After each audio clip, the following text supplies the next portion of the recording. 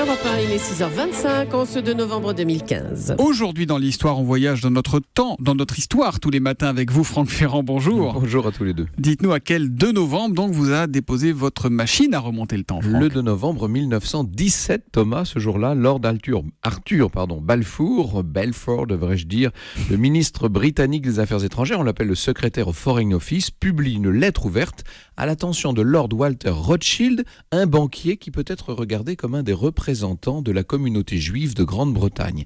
Cette lettre, l'histoire lui a donné le nom de Déclaration Balfour.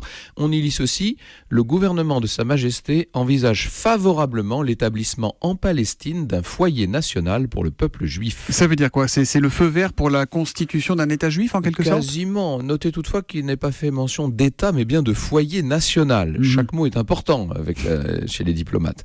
Mais en effet, c'est une première étape vers l'État d'Israël.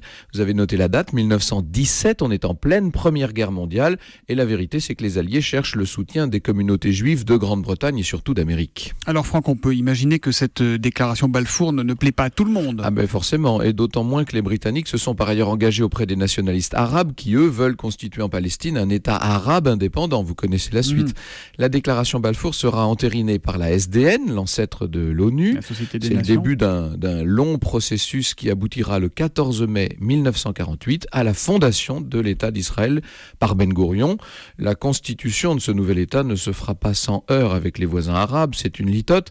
Les tensions nées à cette époque perdurent, comme vous le savez, mais enfin ça c'est une autre histoire. Une histoire qui est loin d'être achevée. C'est même une actualité. Absolument, et le pont entre les deux se fait avec ce sujet-là. L'histoire, on la retrouve avec vous tout à l'heure à 14h sur Europe 1. Vous nous parlerez de quoi, Franck ? On va évoquer le dernier couple impérial russe, Nicolas II et Alexandra Fyodorovna. Et Nicolas II et Alexandra au cœur de l'histoire à 14h avec Franck Ferrand. À tout à l'heure, Franck. Bonne journée. Europe 1.